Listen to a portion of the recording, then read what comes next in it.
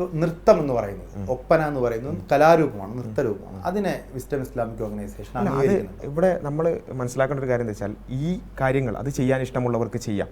പക്ഷേ അത് പിന്നെ ഇസ്ലാമികമല്ല എന്ന് പറയാനല്ല, മറിച്ച് അത് ഏത് രൂപത്തിലാണ് ഇപ്പോൾ ഒരു സ്ത്രീകളുള്ള ഒരു ഘട്ടത്തിൽ അത് കളിക്കുന്നത് പ്രശ്നമാണെന്നല്ല നമ്മൾ പറയുന്നത്. മറിച്ച് അവിടെ പൊതുവേദി, നമ്മുടെ കലോത്സവങ്ങളിലൊക്കെ പൊതുവേദിയിൽ 10,000-കണക്കിന് ആൾക്കാരെ സാക്ഷി നിർത്തിയാണ് മുസ്ലിം പെൺകുട്ടികൾ. അതൊക്കെ ഇവിടെ കാലങ്ങളായി നടന്നു വരുന്ന കാര്യമാണ്. അതൊക്കെ ഇഷ്ടമുള്ളവർക്കാവാം. പക്ഷേ അത് പിന്നെ കുറച്ചുകൂടി പ്രായമുള്ള സ്ത്രീകളാകുമ്പോൾ അതിന് എന്തുണ്ടാവും, പ്രായമുള്ള സ്ത്രീകൾ പിന്നെ ഈ പൊതുജന മധ്യത്തിൽ അതിൽ ഡാൻസ് കളിക്കുക എന്നുള്ളതിൽ ഇസ്ലാമികമായി പ്രശ്നങ്ങളുണ്ട് എന്നുള്ളത് തന്നെയാണ്. അപ്പോൾ അത് കുട്ടികൾ കളിക്കുന്നതിനെ കുറിച്ചല്ല, അതിൽ പ്രായത്തിൻ്റെയോ പൊതുമധ്യത്തിൽ എന്നതിനേക്കാൾ അപ്പുറത്ത് ഇസ്ലാം ഈ നൃത്തം എന്ന് പറയുന്ന വിനോദോപാധിയെ അംഗീകരിക്കുന്നില്ല.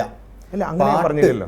ഇത് ഇവിടെ കുട്ടികൾ കളിക്കുന്നതിനെ കുറിച്ചൊന്നല്ല നമ്മൾ പറയുന്നത്, കുറച്ചുകൂടി പ്രായമുള്ള ആളുകൾ. ഇപ്പോൾ ഇവിടെ നമ്മളത് പറയാൻ കാരണം എന്താ വെച്ചാൽ ഒരു സൊസൈറ്റിയിൽ ഒരു കാര്യം തെറ്റോ ശരിയോ എന്നുള്ള ഒരു ചോദ്യമാണ് ഇവിടെ വരുന്നത്. ആ സൊസൈറ്റിയിൽ ഒരു കാര്യം തെറ്റോ ശരിയോ എന്നുള്ളതിൻ്റെ അടിസ്ഥാനം എന്ന് പറയുന്നത് ദൈവികമായി. അപ്പം സൊസൈറ്റിയെ കുറിച്ചല്ലേ വിസ്ഡം ഇസ്ലാമിക് വിസ്ഡത്തിന് മാത്രമായിട്ടല്ലല്ലോ ഇത് പൊതുവിൽ മുസ്ലിങ്ങളെ സംബന്ധിച്ചിടത്തോളം കുറിച്ച് മാത്രമാണ്.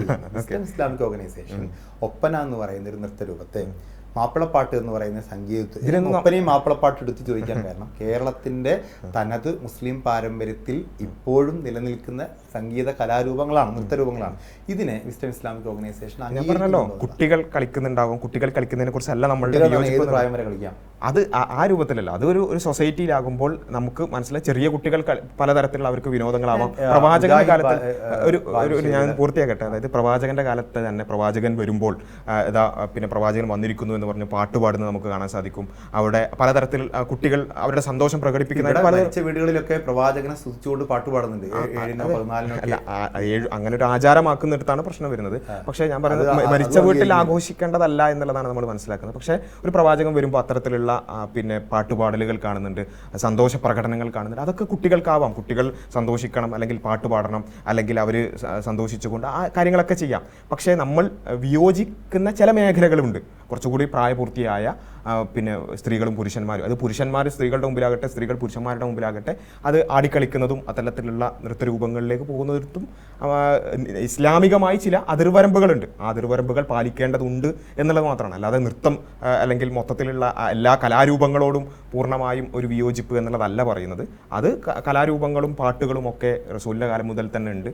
അത് ആവാം, പക്ഷെ അതിന് ചില അതിർവരമ്പുകൾ മതം നിശ്ചയിക്കുന്ന അതിർവരമ്പുകളെ കുറിച്ചാണ് ചോദിക്കുന്നത്. ഇപ്പോൾ പെൺകുട്ടികൾ അല്ലെങ്കിൽ സ്ത്രീകൾ നൃത്തം ചെയ്യേണ്ടത് സ്ത്രീകൾ മാത്രമുള്ള വേദിയിലും പുരുഷന്മാർ നൃത്തം ചെയ്യേണ്ടത് പുരുഷന്മാർ മാത്രമുള്ള വേദികൾ, അങ്ങനെയാണോ? അല്ല, ഈ നൃത്തം എന്ന് പറയുന്നത് തന്നെ അതെന്തിനാണ് ഈ ഒരു നമ്മളിപ്പം ചോദിക്കുകയാണെങ്കിൽ ഒരു ജഡ്ജ് ചെയ്യേണ്ട രൂപത്തിൽ താങ്കൾ പറഞ്ഞു സാംസ്കാരിക സങ്കലനം അനുവദനീയമാണ്, തൗഹീദിന് വിഭിന്നമല്ല. തൗഹീദിന് മാത്രമല്ല ഇസ്ലാമിന്, ഇസ്ലാമിന്റെ തൗഹീദ് എന്നാണല്ലോ പ്രധാനപ്പെട്ട അടിസ്ഥാന ആശയം. അതിന് വിഭിന്നമല്ല എങ്കിൽ ഇത്തരം സാംസ്കാരിക സങ്കലനങ്ങൾ അനുവദനീയമാണ് എന്ന് പറയുമ്പോൾ ഈ ഒപ്പനയും മാപ്പിളപ്പാട്ടും ഒക്കെ ഇവിടെ അത്തരം സാംസ്കാരിക തിരിച്ചൊരു ചോദ്യം ചോദിച്ചോട്ടെ. ഇപ്പം ഇവിടെ ഒപ്പന ഉണ്ടായിക്കോട്ടെ, അല്ലെങ്കിൽ പലതരം സിനിമാറ്റിക് ഡാൻസ് ഉണ്ടായിക്കോട്ടെ, അങ്ങനെ പല കലാരൂപങ്ങളുണ്ട്. ഇതൊക്കെ ഏതെങ്കിലും ഒരു വിഭാഗം അത് ചെയ്യണമെന്ന് അടിച്ചേൽപ്പിക്കേണ്ട ഒരു കാര്യമുണ്ടോ?